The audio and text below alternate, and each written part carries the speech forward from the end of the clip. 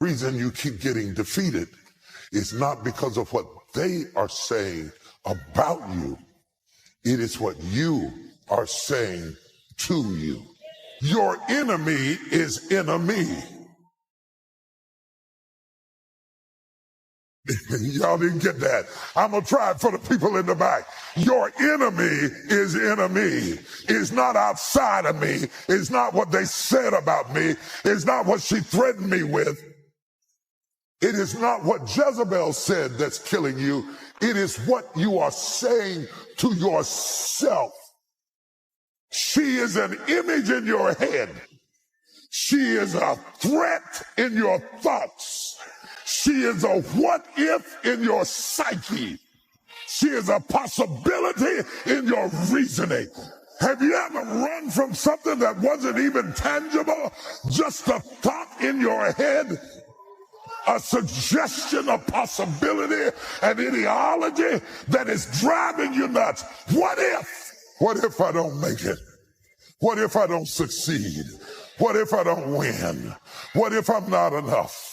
What if I don't have it? What if the loan isn't approved? What if we lose the house? What if? What you believe about you isn't true. Dreams are the seedlings of realities. Your vision is the promise of what you shall one day be.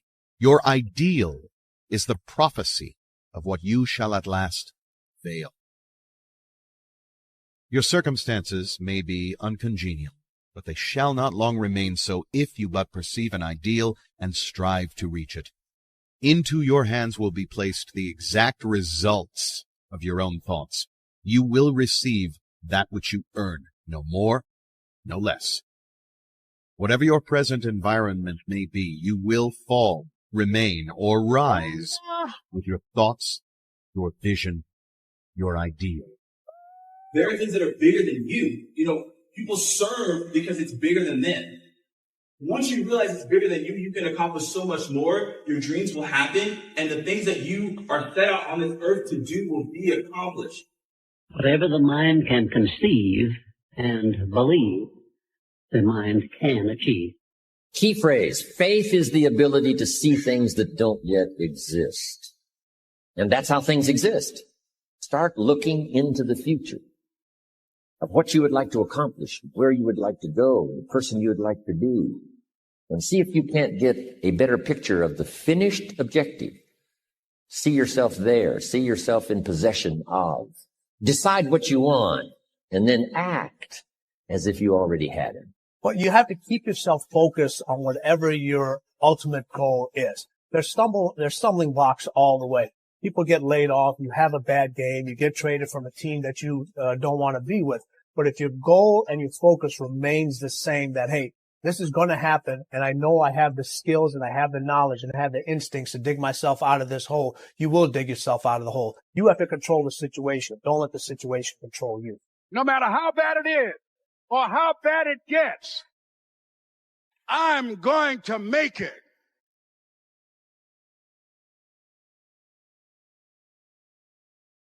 A man should conceive of a legitimate purpose in his heart and set out to accomplish it. He should make this purpose the centralizing point of his thoughts, but whichever it is, he should steadily focus his thought forces upon the object which he has set before him. He should make this purpose his supreme duty, even if he fails again and again to accomplish his purpose, as he necessarily must until weakness is overcome. The strength of character gained will be the measure of his true success, and this will form a new starting point for future power and triumph. In all human affairs, there are efforts, and there are results, and the strength of the effort is the measure of the result. Chance is not. Gifts, powers, material, intellectual, and spiritual possessions are the fruits of effort. They are thoughts completed, objects accomplished, visions realized.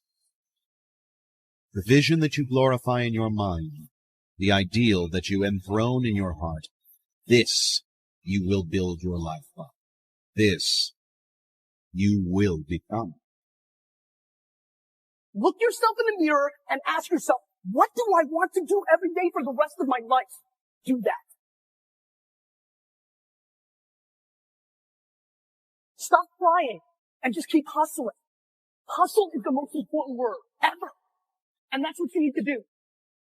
Success is really nothing more than the progressive realization of a worthy ideal. This means that any person who knows what he's doing and where he's going is a success. Any person with a goal toward which he's working is a successful person.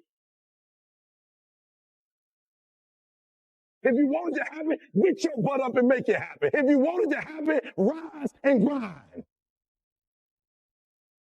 How many of you know people who moan and groan and complain about life all the time, all right?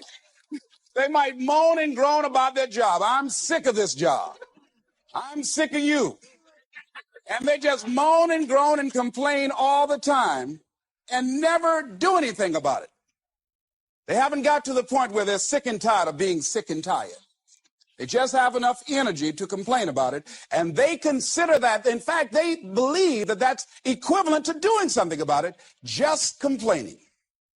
No, that can't get you where you want to go. That cannot create your reality for you. The other thing that keeps most people from realizing their true greatness and their true potential, circumstances, their environment. There are many people who believe because of where they're born, because of the area where they are in life and where they find themselves, that's all they know. Given my circumstances, ladies and gentlemen, I shouldn't be doing what I'm doing right now. See, I know something about you, even not knowing you, that you've got greatness within you. You have the ability to do things that you can't even begin to imagine. You have talents and skills in you that you haven't even begun to reach for yet. No one could have convinced me, given my circumstances, given my background, that I would be doing what I'm doing right now. I was born in Liberty City on a floor on 62nd Street, a twin brother and me. When we were 6 weeks of age, we were adopted. When I was in 5th grade, I was identified as EMR, labeled educable mentally retarded, and put back from the 5th grade into the 4th grade, and stayed in that category until I got out of high school. I have no college training, but here's what happened. I had an intervention in my life. A man who saw something in me at a time that I did not see something in myself. I never forget being in his class one day waiting on a friend of mine who was there to rehearse for a play. He did not show up, and he asked me to go up to the board and write something on the board.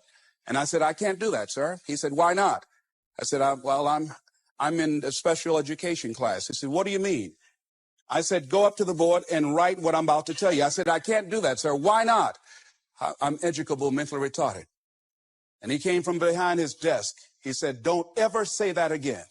Someone's opinion of you does not have to become your reality. And that changed my life. It was Oliver Wendell Holmes who said that once a person's mind is expanded with an idea or a concept, it can never be satisfied to going back to where it was. So some of you are going to experience a breakthrough. Some of you are going to go back and look at your dreams and brush them off. Some of you are going to begin to look at yourself and say, hey, look here, I know I have not done all that I can do. Whatever goal that you have in mind, I want that to be a goal that will challenge you, something that will make you stretch. It was Osborne who said, unless you attempt to do something beyond that which you've already mastered, you will never grow. What is it that you looked at some point in time and you decided that you couldn't do it, that you talk yourself out of it? Whatever it is, bring it back out there. How are you going to do it? That will come to you in due time. See, you don't get in life what you want, ladies and gentlemen. You get in life what you are, not what you want. And see, the good news is that we can always become more by working to develop ourselves. So the first process of making this your decade, you've got to begin to take a look at your life and look at where are you right now? What are your strengths? What are your weaknesses? What gives your life a sense of fulfillment, a sense of joy? What does a full, rich life means to you? What is it that you could love doing 7 days a week that'll bring a smile to your face? Think about that. In all the areas of your life, your professional life, your personal life, your family life, your spiritual life, what is it that you'd like to have? Once you begin to determine that, that takes you to the next step. And that is, once you decide what it is that you want, now you've got to decide that you deserve that. Repeat after me, please. I deserve the best that life has to offer. I deserve to find my purpose in life. Shake somebody's hand on your right and left and say, find your purpose.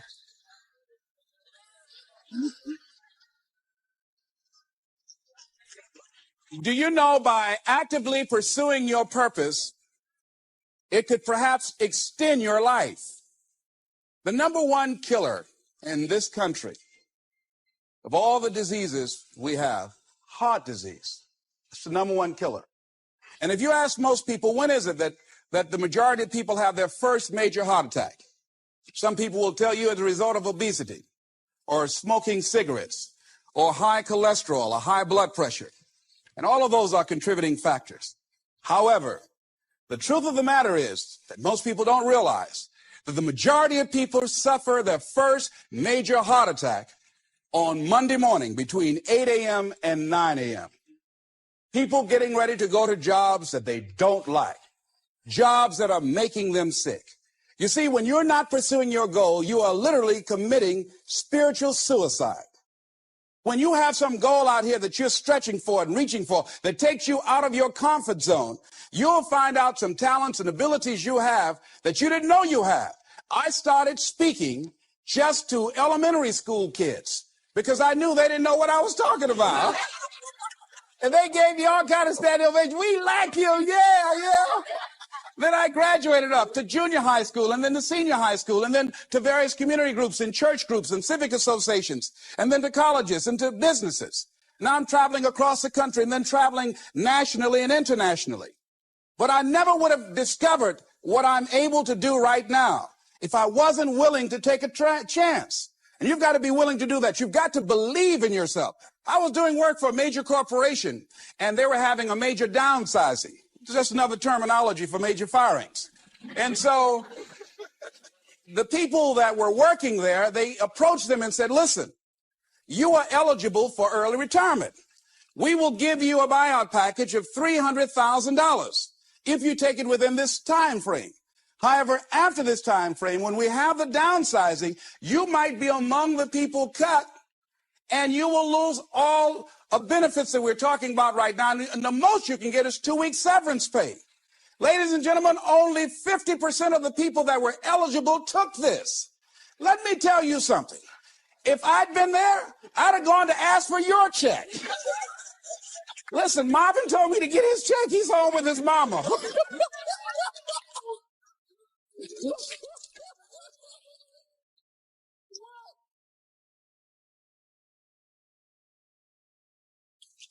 I would have taken that money so quick and it had other people checks. I said, Les got your check. See, ladies and gentlemen, life is too short trying to play it safe. It's too short and unpredictable, being miserable. It's too short for that. Here's the thing.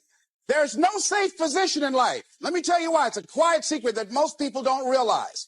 You can't get out of life alive. Hello, you can't get out of life alive. So there's no safe position. You can die in the bleachers or you can die on the field. You might as well come out on the field and have a good time, right?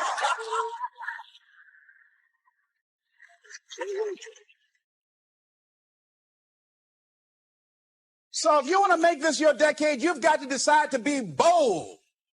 So you got to be bold in life. You got to take life on. I remember I was at a major corporation. I had to give a presentation, and there were two guys sitting across from me, and the guy said to the other fellow, looking at the last two finalists, and that involved my firm and their firm, said, listen, looking at the credentials, this guy doesn't have any credentials. We have an advantage here. We've got 2 PhDs between us. I got up and I went in the bathroom and started talking to myself. I said, Les Brown, what do you care about their 2 PhDs? You have 6 children and a mama to take care of. And I went in that meeting, and first of all, I went there walking bold, looking good, feeling good, and smelling good, all right?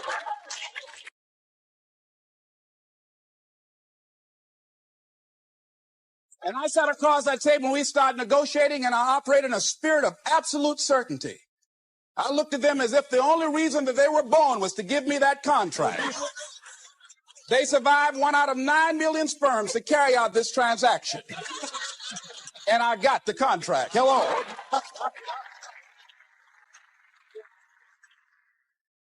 So you got to decide to be bold. Most people go through life trying to creep. No, no, no. Trying to be casual about it. No, no, no. You go through life being casual, you'll end up a casualty. No.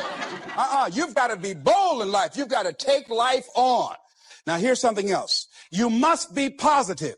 See, a lot of people, when things don't happen when they want it to happen, they become negative, and they turn out and start projecting a lot of negative energy.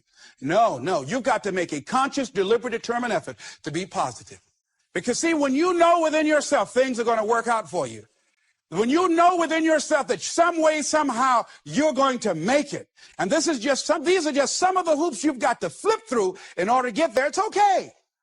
Have a friend who went to get a job, and the people didn't hire him. He was so negative. Well, hey, the hell with you then. Wait a minute. They just don't have a job today. Don't burn your bridges behind you. Don't talk about the guy's mama. Come on.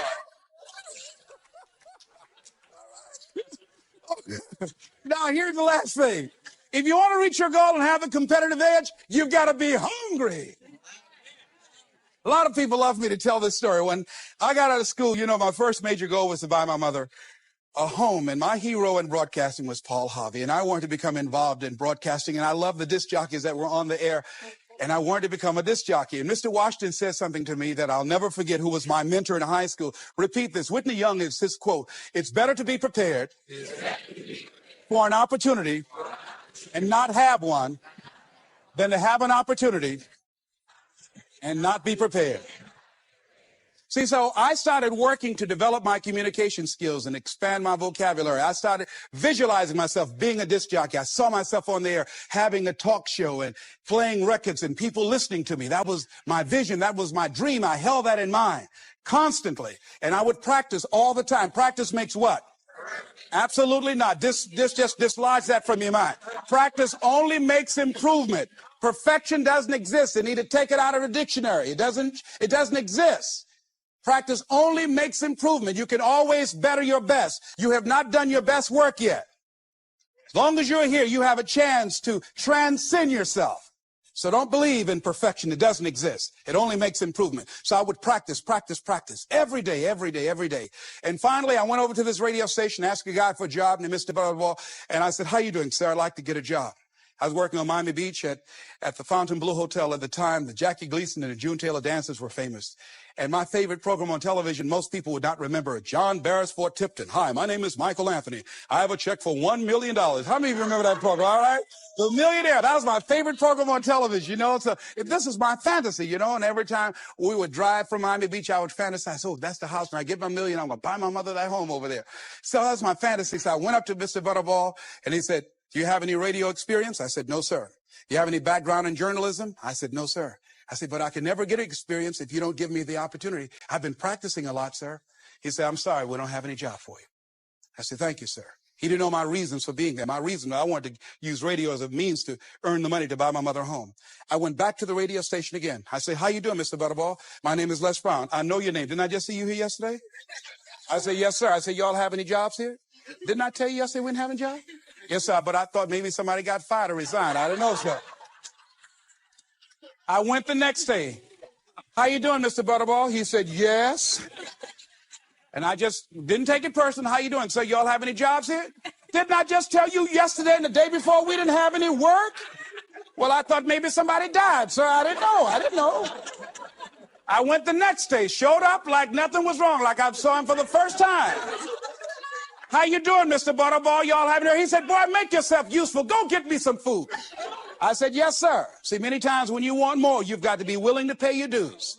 So I became their errand boy. I would get their lunch and their dinner and all kind of food for them. After a while, I would take the food to them in the control room, and I would not leave until they would ask me to, and I'd watch them working the controls, and I'd memorize their hand movements. And pretty soon, they would trust me with their cars to go pick up entertainers that came into town, entertainers like Sam Cooke, Donna Ross and the Supremes, the Four Tops and the Temptations. I would drive them all over Miami Beach in the disc jockeys' cars. I didn't have any driver's license, but I was driving like I had some.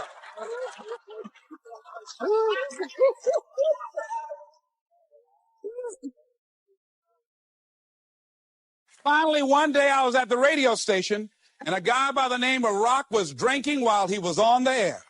It was a Saturday afternoon. I was the only one there. None of the other jocks were available. And I was looking at him through the control room window, saying, drink.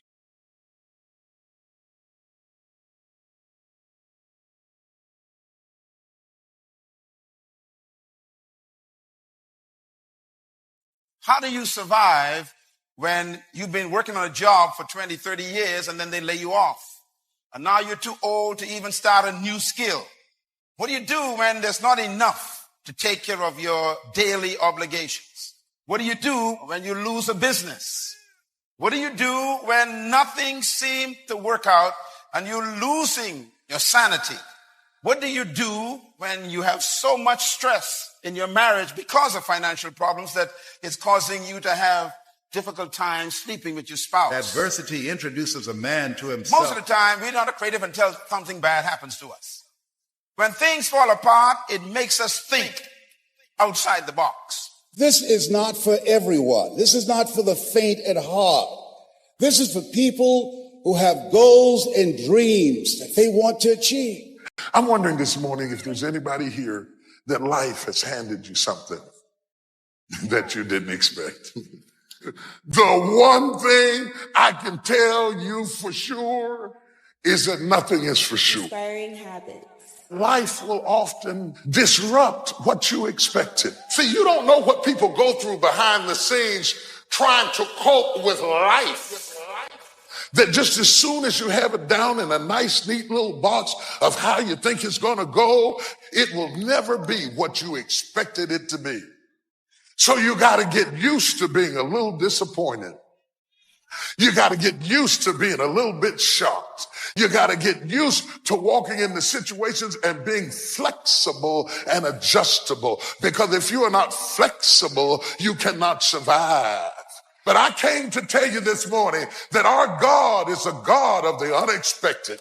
So just because life has shocked you doesn't mean it's shocked God. Nothing takes God by surprise. He already knows what's going on in every corner of your life. When we have a teeth-rattling experience and the very foundation of our life has been shaken, we run to God, only to discover that it's God that's doing the shaking. In order to develop and to change and to grow, stress is necessary.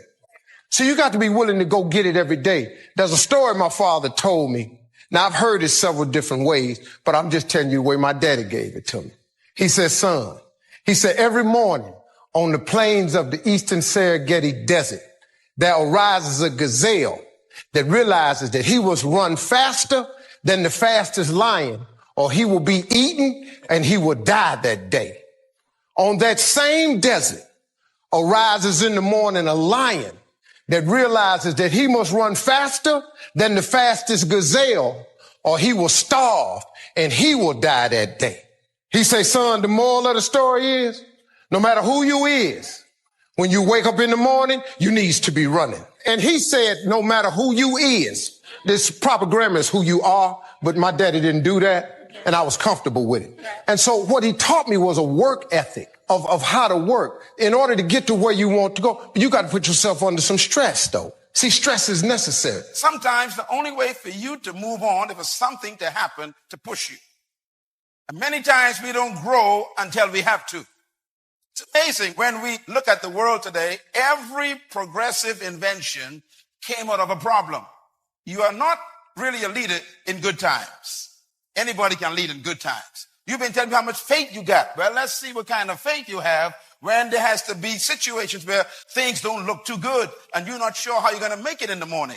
Sometimes you stray away and God got to pull the rug from under you to get you back on the floor to the original idea that God told you from the beginning, and it's called your original vision. There's a statement made by Shakespeare. He says, sweet are the uses of adversity. That's a deep statement. In other words, he's telling us when things are adverse, don't panic, use them. Use them for the positive result. Everything that happens to you could be used to produce something good. That's amazing. Everything. So Shakespeare caught on to something. He realized in his own thinking that adversity can be used to benefit the one under the adversity. Until you have had the taste of finishing, you will not respect yourself. Until you follow through, until something is done, come hell or high water, tears and struggles and pain, and you go through it anyway, and you show up and you continue to fight on no matter the circumstances, you finished. See, some people quit because things are out of control. Nobody quits what you can control. But the moment you get in something where you don't get your way, or you get reprimanded, or you get corrected, or you go through this, or you go through that, or you go through the other, the first thing the immature mind says is, this is ridiculous, I quit. John Huntsman is the founder of one of the largest companies in the United States, and they produce about 90% of all the plastics, forks, and spoons that you use in your house or at your parties. His company fell into debt. The bank said they ain't loan no more money, and his company went into bankruptcy. He went home and told his wife, I quit. I'm never going to start this company again. I'm going to go find me a job. It's over. He said his wife made him go back and ask another bank, and he showed the bank the truth. He said, here's what I did in the last 15 years. Here's what happened, and I can start again. I know how to build a business. Will you trust me? And the bank says, I'll take a chance on you. He had no credibility, no assets, just a record that he built a company. The bank took a chance on him. Today, the company is worth over $14 billion. Billionaire. Here's what he said, I quote, if there is a silver lining to bad times, it is this. When facing severe challenges, your mind is normally at its sharpest. End quote. Now look at the statements in that statement. He said, when you are under the biggest pressure, that is when your mind is normally at its sharpest. Because your mind is having to think of things it never thought of before. Another quote I got from him is this one. He said, humans seldom have created anything of lasting value unless they were tried or hurting. He was talking from experience. He said, we don't produce anything that's worth talking about unless we are under pressure. In other words, you were never trusted for the things you claim. You are always trusted for the things you survived. It is the test that creates credibility. Write it down. It is the test that creates trust. The troubles right now, what you're going through, is going to give you the respect of other people observing you. There are people who are praying that you fail, and then they'll trust you when you don't. Weird people in the world. They hope you won't make it, and when you make it, they congratulate you. So therefore, don't listen to the naysayers. Accept the test as part of you becoming a successful person. God is a trainer. This is what I done learned about. And all I can tell you is, how I got to be who I am. That's all I can share with you. I got no other stories for you. He wants me to share my story with those that's still trying to get there. And at 40, you can still buy the pony. But you got to be willing to get under some stress. Most people are spectators in life. Don't get knocked down while you're sitting down. You want to get out in the field where the action is, and you will be amazed. After the struggle, there will be a calm period, and things will begin to click for you. Come out here with what you got. You don't have enough money? Don't worry about it. You got the dream. Life demands that you pick up the pace. Life demands that you pick up the pace. If you don't pick up the pace, you're going to be left behind. I'm amazed at the people that lack the flexibility to pick up the pace. They just get in a rut. I stroll down here and I'm going to stroll back. I'm going to stroll over here. I'm going to stroll over there. I can't deal with people who cannot pick up the pace. Don't be strolling when I got a 911 on you. I need people who can pick up the pace. Successful people are always survival testimonies. They weren't born successful. Success is a result of going through a furnace, being ripped apart, being criticized and attacked. But write this down, please. This is very important. The fear of losing the job is the greatest concern today. I want to talk about this because that's what the Lord told me to talk about, to check your concept of job. Because that is where the problem lies. And that has become our curse. Because a job is really an opportunity someone else offers you. And if somebody offers you an opportunity, they can always take it back. And if you build your life on someone else's offer, you are as safe as how they feel at the time. And they can change the way they feel anytime and withdraw the offer. Anybody know what I'm talking about? That's why you can't build your life on a job. Stay with me. I'm going to help you with this here. The reason that we don't even explore the possibility of what to do is because subconsciously we don't believe that it can happen for us, and we don't believe that we deserve it. So I'm saying that we have to work through the challenges of life and learning how to begin to work to fortify ourselves. So no matter what you're facing, don't panic too long. Every test is temporary. You may panic for a minute, but I've come to tell you the panicking time is over now, because you're going to get some wisdom. Nothing is permanent except God and his promises. Everything else is changing. As a matter of fact, God promises us that nothing will remain the same. He promised that. Now, God doesn't change. His promise doesn't change. And here's one of his promises. He said in Ecclesiastes chapter 3, he says, to everything there is only a season. And to every purpose there is a time under heaven. In other words, everything that you experience is only seasonal. If you broke now, it's only a seasonal brokenness. Nothing, Jesus says, is forever. So if your company had to die, he's going to be resurrected. I've come to tell you, bury it, have a good funeral, and then get ready for a resurrection. Tell them, I'll be back. Why? Because everything is only for a season. Be not be surprised that family members and friends and people who should be there to encourage you and to motivate you, that they will try and discourage you. They're called a pyramid scheme, and they don't believe, they can't see this new you.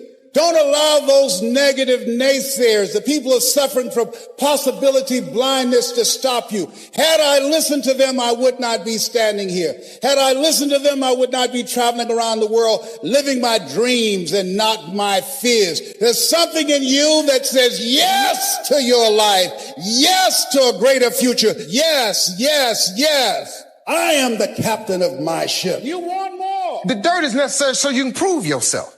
Everything you see above ground that blossoms and grows and that's beautiful, it was underground one time. All them potatoes, collard greens, they was underground one time. Them apple trees, they was underground one time. So they had to prove themselves. See, you want to be successful, well, then you got to prove yourself. You got to push through the dirt. You got to come up through here. You got to come out. Then you sprout. Then you become a tree. Next thing you know, you got fruit. So when you under stress, take the stress for what it is. Don't get fooled. Don't just think, man, Lord must not mean for it to be. What you talking about? How you think you're going to be a plant, a tree, a flower, and ain't no stress? How you going to get to be that without no dirt? When things fall apart, you got to find another way to solve them. See, the problem with humanity is we are creatures of habit. We have a habit of going to work. There are folks who get up, put their clothes on, forgot they got fired. We got a pattern of being broke. So we even get money, we spend it just to make sure we are broke. It's a pattern. Do you know why we all love a winner? Because deep in our DNA, in the heart of our spirit being, is the spirit of a creature that knows how to succeed. And when we see it, it makes us identify it. I would rather aim for the stars and not hit them than to not aim at all. Rather go after it and not get it than not go after it at all. I'd rather try and fail than not try at all. I don't want to live with the idea, wonder what would have happened had I done more with my life. I'm going to go for it, come hell or high water. I'm going after my destiny. Touch your neighbor and say, Rohn! I want to define success for you. First of all, let me tell you what success is not. Write this down. Success is not what you've done compared to what others have done. You'll always find someone dumber than you. You'll always find someone who can't run as fast as you. So don't try to compare yourself to anybody. You'll always have success against somebody else. So success is not what you've done compared to what I have done. That's not success, that's competition. So what is success? Success is what you've done compared to what you were created to do. Success is the fulfillment of the purpose and the assignment for which you were created. You know, if a seed becomes a tree, it's still not successful. A seed is only successful when it becomes a fruit-bearing tree. It must bear fruit. And the fruit must have seed in it. That's a successful seed. In other words, if you only do half of your life, you're still not successful. If you only do some of what you're supposed to do, you're still not successful.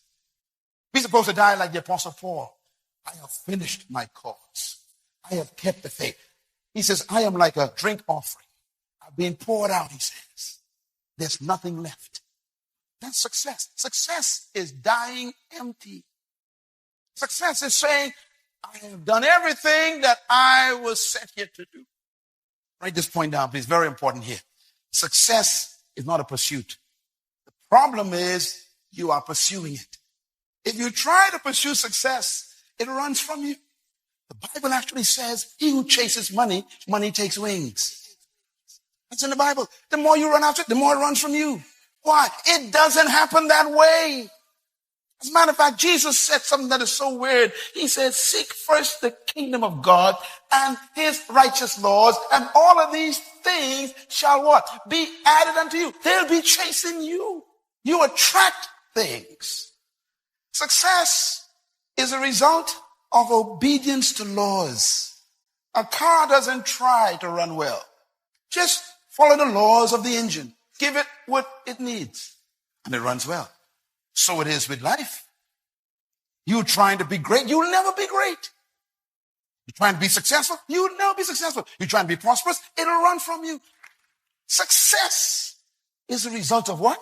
Obedience to laws. So success is, first of all, discovering what you were born to do. What is your gifting? And then forgetting competition and pursuing fulfilling that gift. And you do all in your might to keep pursuing fulfilling the gift. Don't worry about success. Serve the gift. When you came to this earth, you came with everything necessary to fulfill your assignment. That's why going to university doesn't make you successful.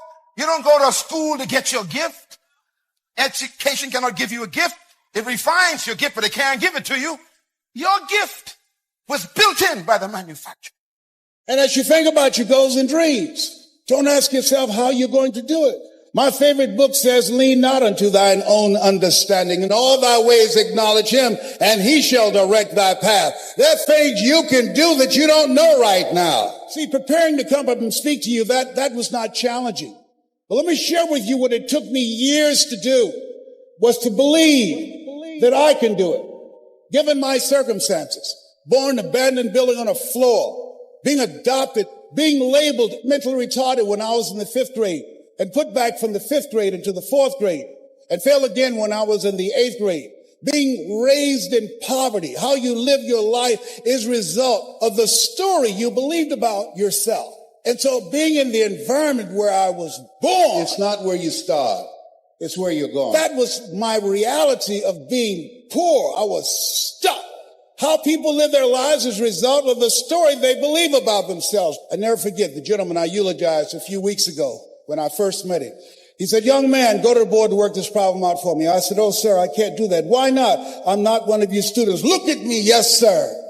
Go to the board and work the problem out anyhow. I can't, sir. Why? And the other students started laughing. He's DT. He's a twin. His brother's smart. His sister, she's smart. But he's DT. What's DT? He's a dumb twin. And I said, I am, sir. As the students laughed, and he came from behind his desk, he looked at me. He said, don't you ever say that again. Someone's opinion of you does not have to become your reality. And so that was a turning point in my life. On one hand, I was humiliated, but on the other hand, I was liberated. Because he looked at me with the eyes of Goethe, who said, look at a man the way that he is, he only becomes worse. But look at him as if he were what he could be, then he becomes what he should be. As Mother Teresa would say, inspired, distract, dispute, and inspired to become like a pencil in the hand of God and start writing a new chapter. How important is that? That's major. People have lost hope. When there's hope in the future, that gives you power in the present. Tell the story on how you saw this opening up the door for a new life for yourself. Is it easy? Of course it's not easy. It's challenging. It requires patience. It requires persistence. It requires a willingness to do whatever is required to create a new life for yourself. Whatever you were born to do, he built into you the ability to do it for his name's sake. Your future is in the gift that he gave you. Most gifts are stuck in a job that you had for 40 years, buried in the graveyard of your career. That's why God fired you, to get your gift to be resurrected so you can start thinking about something else. Sometimes your job is your greatest enemy because it becomes the graveyard of your work. I'm not mentally fit to work for somebody for the rest of my life. Producers are thinkers. Consumers are hoarders. Start up something on the inside. Joshua was a young guy, wanted to do something good in life. God said, Joshua, keep this law book on your lips. God said, here's the secret. Keep this book of the law on your lips. Meditate on it day and night. He says, and be careful to do everything written in it. Then he says, the result is this. You will make your way prosperous and you will have good success. See, I'm a seed. I really am. But a seed has to be planted. A seed got to have dirt put on top of it. If you take a seed and throw it on the concrete and walk off, the sun just burn it up. But guess what? Dirt is necessary for growth and development. Dirt builds character. Dirt gives you the push through factor. Yeah. Dirt makes you come with it when you don't feel like coming with it no more. And you get dirt in a lot of different ways. All of y'all that had dirt thrown on you. And dirt ain't always what you want. It's somebody talking about you down on your job. It's somebody accusing you of something that you didn't do. It's somebody telling you you ain't gonna make it. That everybody get dirt put on them. But see, when you're getting put under that stress, God is always working. I know he back there, and so I smile. See, that dirt builds character in you. When they talking about you, it teaches you to withstand it. Then it gives you something to push through. So when you put the seed and you put the dirt on it, if you understand stress, stress really ain't just dirt. See, they don't call it dirt when they plant it. They call it soil. Because see, soil has nutrients in it. When people talking about you, dogging you, they're actually putting nutrients in you. They're building character. You got character now. There are some people who went further than I did because they ran when I was playing. They were studying when I was partying. And the Lord sent me here to tell you it's running time. It's running time. It's not strolling time. It's not walking time. It's not sightseeing time. It's running time. You see, if you hear me good, especially young people, if you run after your destiny, you will automatically distance yourself from your history. You understand? If you just run after what's in front of you, you will escape what's behind you.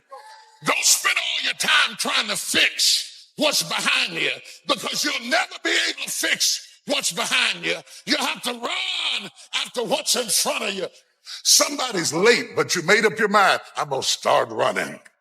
I didn't get it until I got to this age, but I'm going to start running. I messed up junior high, but now I'm going to start running. I messed up high school, but now I'm going to start running. The moment you get the word, you ought to run. The Bible said, the day you hear my voice, harden not your heart. When God gives you a chance at an escape, don't be cute. Run after your death. My God, run! Run! Do y'all hear me? And see, I didn't do what I'm doing now for 14 years because I assumed I couldn't do it. Because I had never done it before. There are people who are going to tell you no. They're living off an assumption. They assume because they've never done it before, they can't do it. Or they assume because they've been involved in the business before and things didn't work out, and so this won't work out. I didn't do what I'm doing now because I assumed, because I don't have a college education.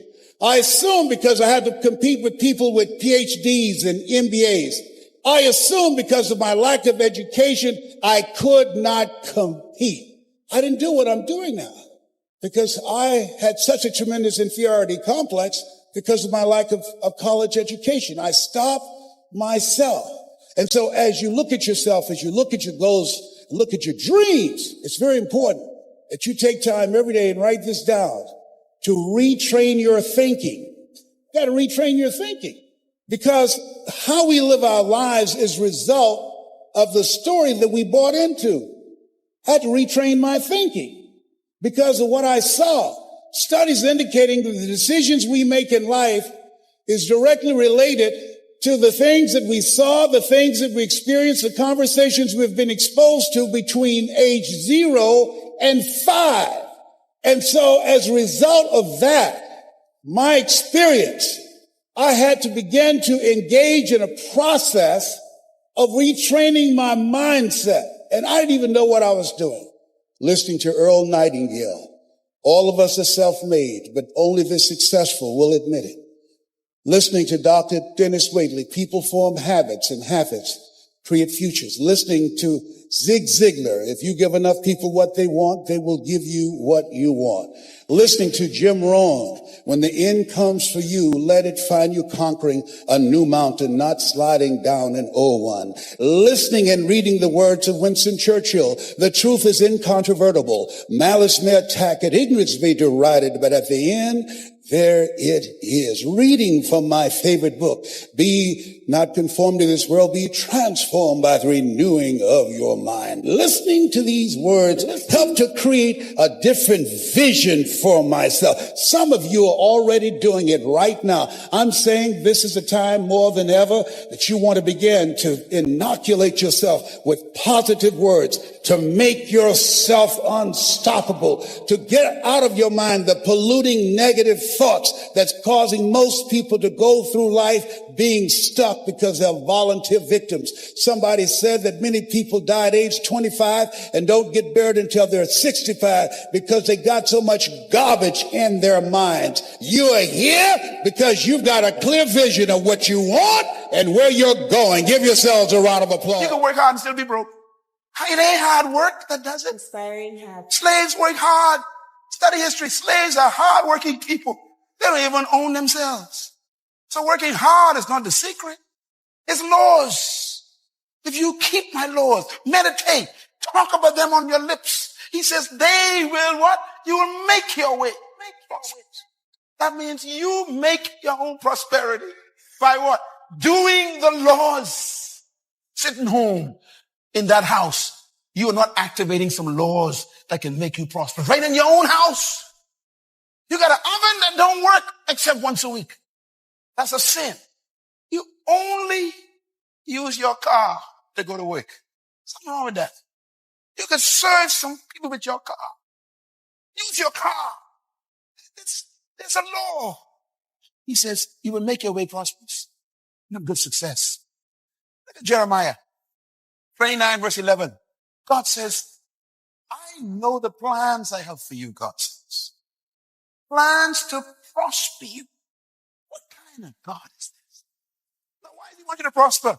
Namesake. I plan for my product to prosper, he says. What else? Not to harm you. Why? Because my name is on you. I can't have a broken product. That's bad for my reputation as a company. You got to run after your destiny. You got to run after. You got to run after your destiny. You got to run after your destiny. You got to run after your destiny. You got to run after your destiny. You got to run after it. You got to run. Don't worry if they don't get it. A person convinced against their will is of the same opinion still. You are not like everybody else. You can walk outside and find pigeons, but if you're looking for eagles, it's going to take you a minute. You are different. It's lonely at the top, but you eat better. That's what I'm talking about. We ain't even perfect. See, I expect dirt now. I expect people to talk about me. Matter of fact, I look forward to it now. Do your thing, because if I can weather what happened to me and my family earlier, you can bring whatever you got now. Bring it. Because now I have developed a character. That is stress.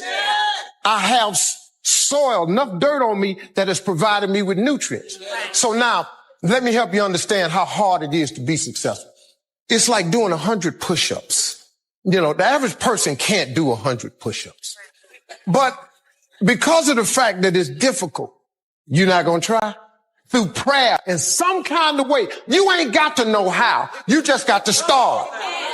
See, too many people try to figure out the how. Now I'm successful. What I got to do to stay successful? Hold that position. Lock and hold. You know how I pray? When I have a need, I say, Lord, this ain't good for you. And the needs keep being met. You don't pray for your sake.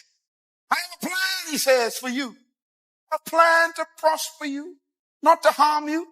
A plan to give you what? Hope. And I gotta make sure you make it to the destiny. What's the destiny? The destiny of a seed is to become a tree with fruit. I gotta make sure you make it to the fruit bearing stage. I have to make sure you make it to your end because my name is on the line.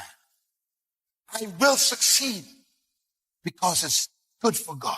One great entrepreneur said, I choose not to be a common man. It's my right to be uncommon if I can. I seek opportunity, not security. I do not wish to be a kept citizen, humbled and dulled by having the state look after me. I want to take the calculated risk, to dream and to build, to fail and to succeed. I refuse to live from hand to mouth. I prefer the challenges of life to the guaranteed existence, the thrill of fulfillment to the still calm of utopia. I will never cower before any master, nor bend to any threat. It's my heritage to stand erect, proud and unafraid, to face the world boldly and say, this I have done. You showed up so that you can stand and say, I did this. I did this.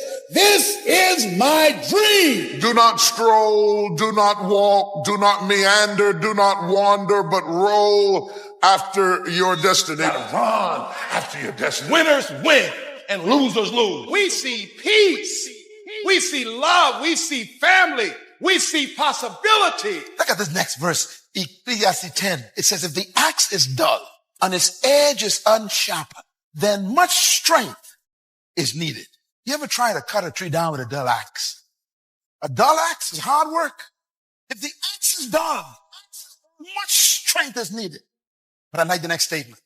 But with skill, success comes quick.